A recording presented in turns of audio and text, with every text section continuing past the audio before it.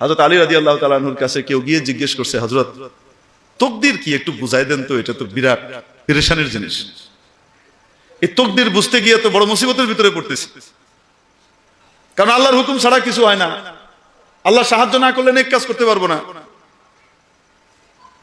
তো আবার গুনার কাম করার কারণে আমি কেন জাহান্নামে যাব, এটা আল্লাহর হুকুমেই করতেছি, এই মুসিবত বুঝবো কেমনে?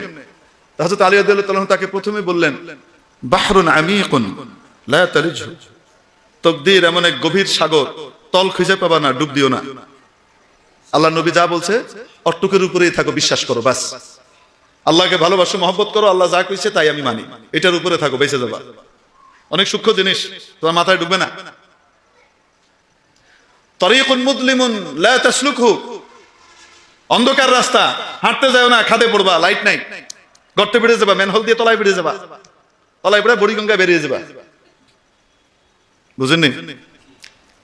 কোথাও একটু যদি বুঝাই দিতেন। আচ্ছা ঠিক আছে, দাঁড়াও, দাঁড়াইছি, এক পা উঠাও, উঠাইছি, আরেকটা উঠাও, কেমনে উঠাও? উঠাও না, ওইটা উঠানোর তো ক্ষমতা নাই, কেন? করলে তো পড়ে যাবো। এই তাকদীর, এটাই হলো তাকদীর। আল্লাহ তাবারাক ওয়া তাআলা বান্দিকে জান্নাতের রাস্তা জাহান্নামের রাস্তা পরিষ্কার করে দেখিয়ে দিয়েছেন, সাফ দেখিয়ে দিয়েছেন, ক্ষমতা দিয়ে দিয়েছেন, এখতিয়ার আর নির্বাচনের ক্ষমতা দিয়ে দিয়েছেন। তুমি যেটা ইচ্ছা নির্বাচন করতে পারো, তোমাকে এখতিয়ার দিয়ে দিলাম, তবে তুমি কি করবা এটা আমার জানা আছে, আমি তোমাকে বাধ্য করছি না, এখতিয়ার দিয়ে দিয়েছেন, ক্ষমতা দিয়েছেন। কিন্তু আবার মাঝে মাঝে নিজের কেন্দ্রীয় ক্ষমতাও প্রয়োগ করেন। বান্দা, তুমি যদি নেক কাজ করতে চাও, আমি তোমাকে হেল্প করব, আমার হেল্প ছাড়া তুমি পারবা না। আর যদি তুমি মন্দ কাজ করতে চাও, আমার ক্ষমতা আছে বাধা দেওয়ার, কিন্তু আমি বাধা দিব না, কারণ পরীক্ষার হল, তুমি উল্টা লিখতেছো, পরীক্ষক বলবে না উল্টা কেন লেখো, বলেন না কেন, তোমার এখতিয়ার।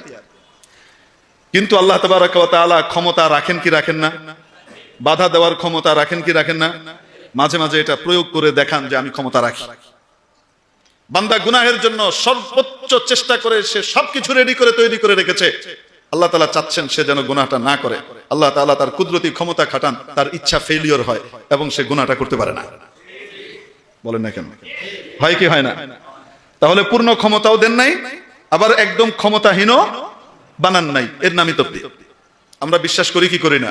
ওয়াল কদরি খাইরিহি ওয়া শাররিহি মিনাল্লাহি তাআলা ওয়াল বাসি বাদাল মাউত।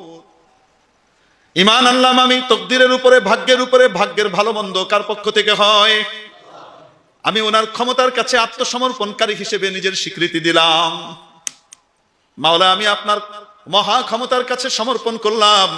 মাওলা, আপনি দয়া করে আমাকে জান্নাতের পথের পথিক বানান, জাহান্নামের পথ থেকে বাঁচিয়ে দেন। লা হাওলা ওয়ালা কুওয়াতা ইল্লা বিল্লাহ।